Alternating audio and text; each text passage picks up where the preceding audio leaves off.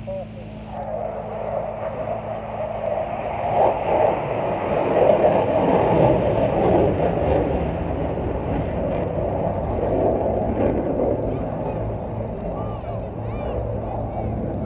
in that short time of acceleration, the Typhoon is gaining speed very quickly. So it accelerates at 50 knots per second when the reheat's in. So as Paddy comes around the corner now, he's accelerated up to 400 miles per hour before he enters his on-crowd barrel roll.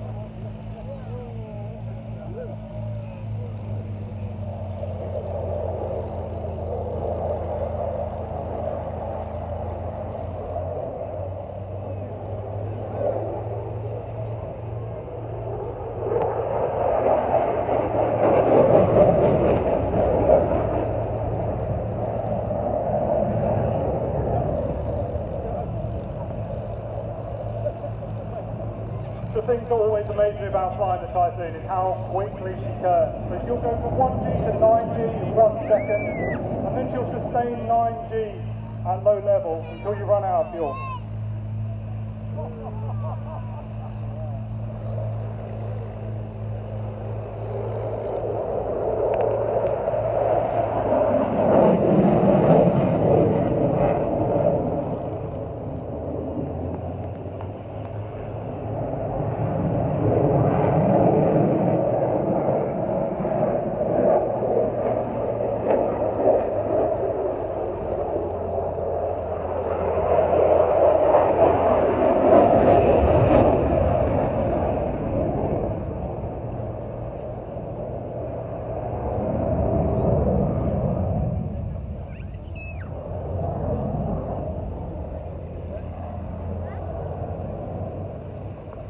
Got to look at Adam doing the Typhoon display, and it actually just makes me cry a little bit because the pain he's going through, no one can really explain how physically challenging it is when you fly a jet in 9G, let alone trying to fly it accurately and safely in front of the public.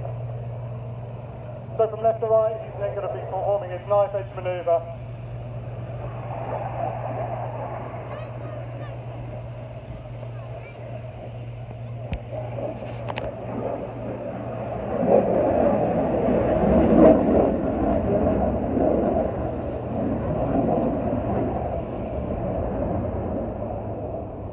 At every turn, G-suit inflates, you get pressure breathing from the aircraft just to keep you awake at 9G. Except for when you do an outside turn. So it's gone from 9G now to negative 3G with all the blood rushing to his head. You actually get red vision.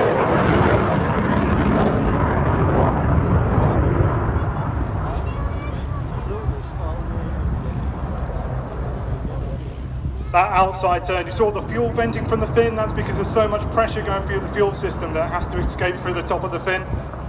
You also see it when it gets the aircraft up to 600 knots as well. It'll start venting fuel.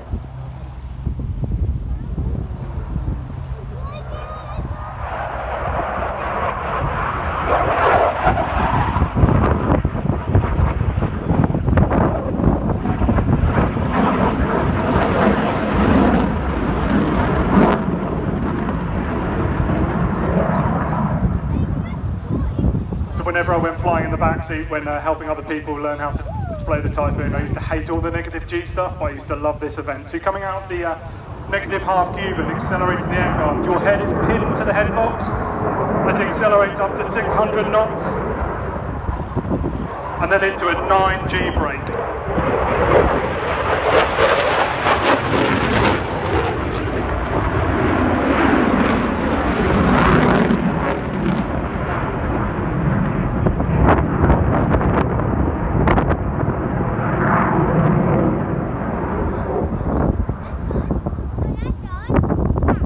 The Typhoon is a bit of a pressure test as well. It requires some precision engineering to keep her flying. So Paddy is only flying with the support of the whole of 29 Squadron generating the aircraft. It relies heavily on computers, so the avionics trade is massively critical in keeping the Typhoon flying. Here as Paddy approaches the crowd, he slowed it down to 110 knots, which is the minimum we can fly the Typhoon.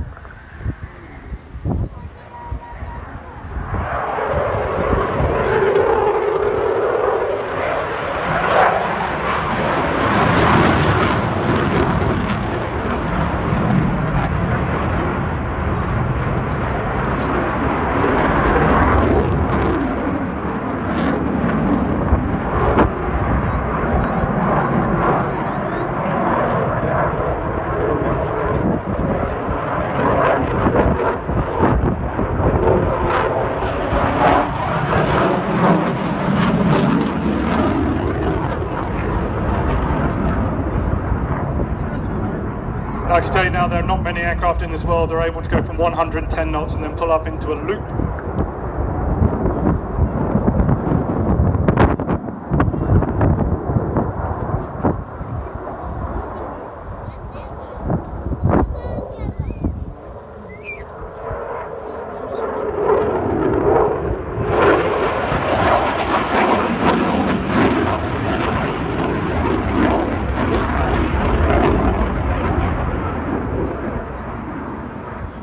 So as he enters a 9G brake turn to the left, the Typhoon can also manoeuvre just as well with its wheels down. The beauty of the Typhoon is it looks after you in every flight regime, so as long as you don't overspeed it, you can't over-G the aircraft. So as Paddy lowers his undercarriage, he can perform the same manoeuvres with the gear down, and the jet will limit as required. So here is the on-crowd with a barrel roll.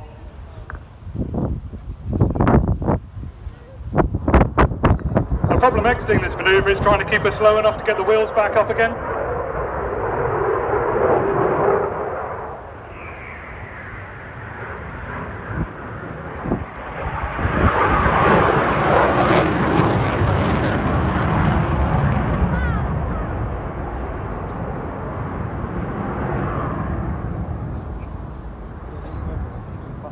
So by this point, Paddy has burned nearly 2 tons of fuel. Typhoon carries nearly 6 tons of fuel if you've got external fuel tanks, or just under 5 tons if you are clean.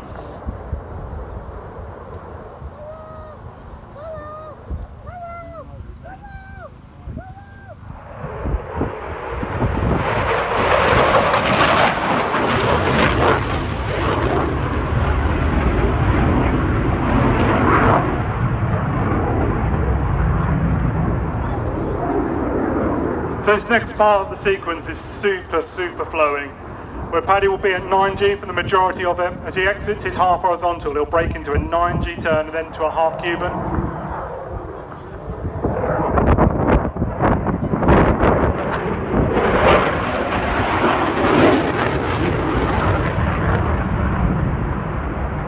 And if you see vapour on top of the wings, that's a result of the extreme low pressure, because the aircraft is producing so much lift in this turn, it actually produces its own clouds.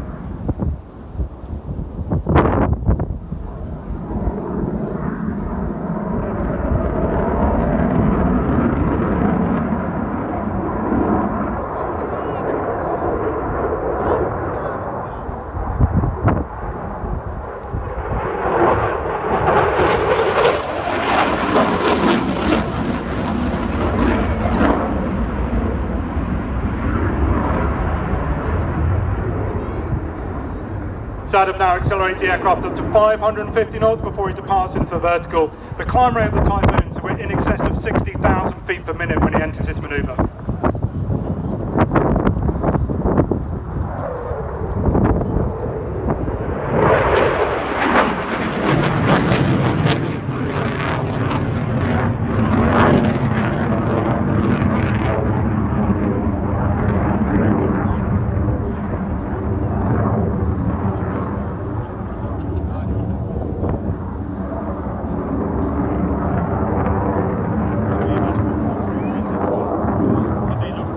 So Adam's topping out there at 10,000 feet before he now positions back down. We should be positioning for a half Cuban to land.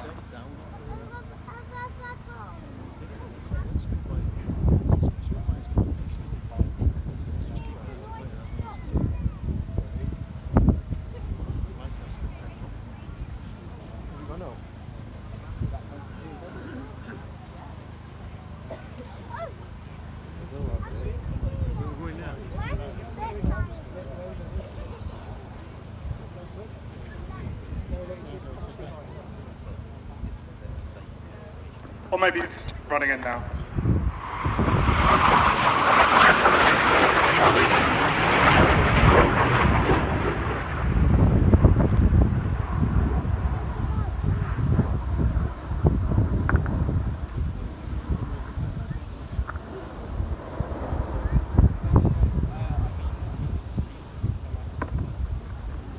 So that concludes the Typhoon display, and sure, put your hands together and appreciate that Paddy's done an awesome job there, an awesome job.